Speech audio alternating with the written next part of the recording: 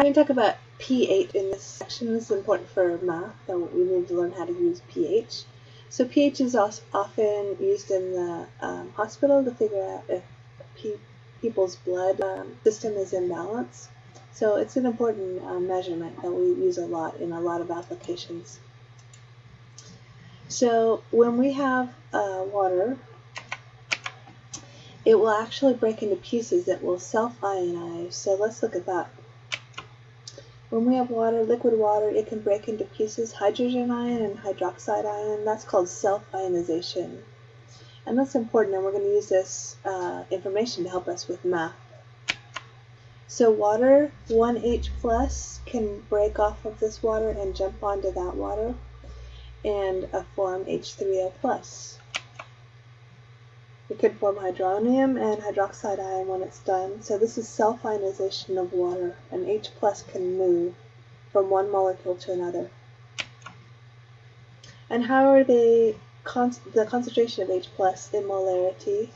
Remember, brackets mean molarity.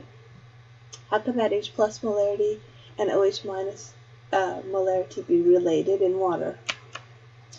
All these two things together, when we use them mathematically, they form that number. So this is a number we should know.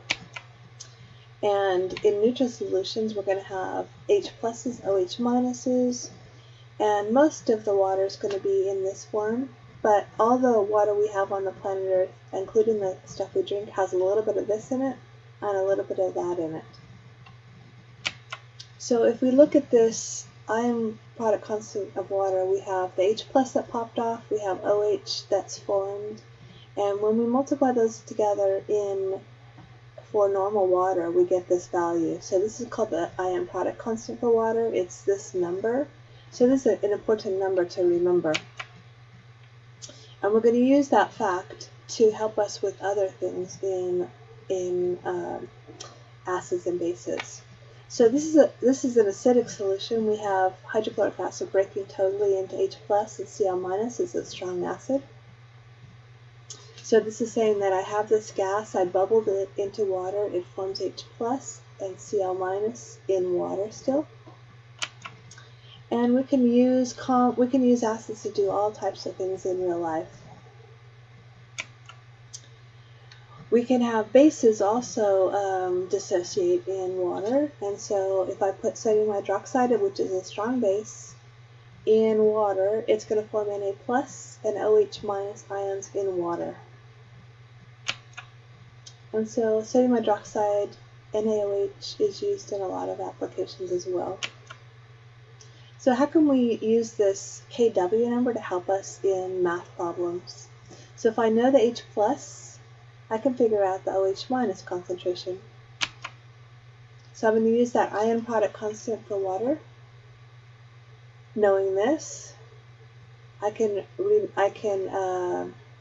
take this number and one of these numbers and figure out an unknown. So this problem is really an important problem. So I'm going to use this value in this Kw, so that we are going to rearrange this Kw. You don't have to. I would just put the numbers that they gave us and find the unknown that I'm looking for this guy.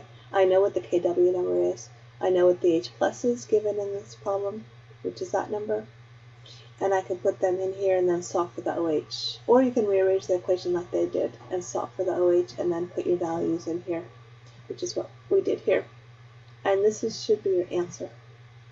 Okay? So because this is greater than that value, then we have,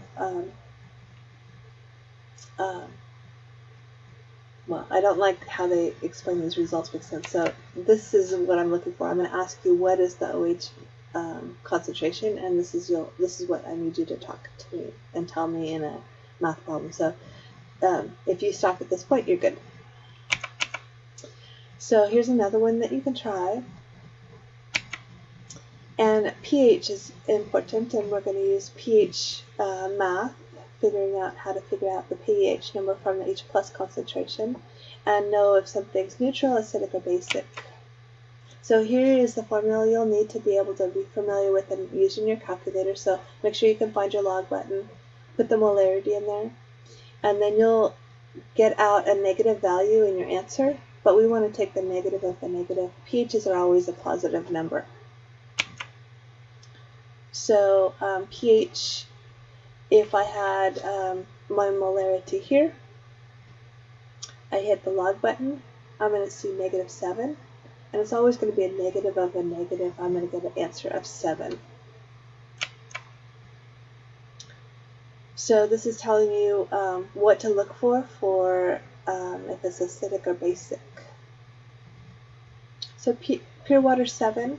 If you have numbers bigger than 7, you're basic. If you have numbers less than 7, you're on the acid side of the pH scale. Acidic solutions have more H3O plus in the water. Neutrals have equal values of H3O plus and OH minus. And if you have a basic solution, you have more OH is in the water. Hydroxides. And here's some real-life examples of acids and bases.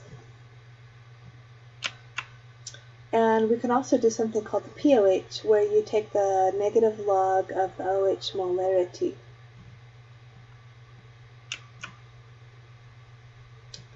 And here's showing you pH versus the H3O plus concentration, so you get an idea of pH values. And how can we figure out pH if we know the molarity of the H+? This is a good problem, and I have a bunch of these on quizzes and tests. So I know the H+.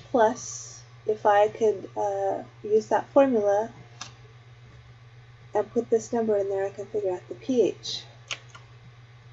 So make sure you can do this on your calculator, very important problem. And you'll get an answer of 9.38 in your calculator. Remember, it's a negative of a negative. And here's a couple for you to try. And how do you go backwards if you know the pH and you want to find the H+ concentration? So this is where you need to use your anti-log button in your calculator. You're going to put this number in your calculator, make it negative, and do the inverse log. So this explanation will show you that, of how to do this in your calculator. So make sure you can do this in your calculator.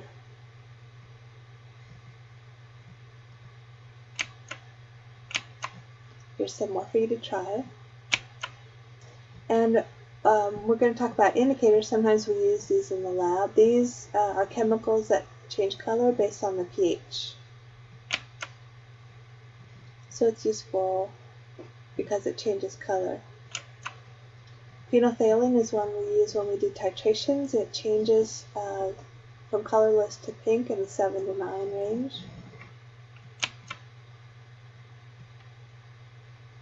And what if we just know the OH minus concentration, but we don't know the pH? Can we find the pH? Yes, so this is an important problem too. We know the OH, we know KW, and we are going to find pH. So we're going to use the KW equivalency there. We're going to put in what we know and solve for the H+. Once we know the H+ molarity, we're going to put that into here, hit the log button, and then we'll find the pH. So this is a good problem to know how to do. Here's a couple more to try. Knowing OH, what is the pH? And then indicators can change, like I said, based on the pH. So they have one color in acid form and one color in base form. And here's some indicators that we use in the laboratory. Universal indicators are nice because they change color at every single different pH. So sometimes you see these on pH papers and they'll change colors at different pHs. The best way to measure pH is a pH meter. It's very accurate. So let's try your quiz.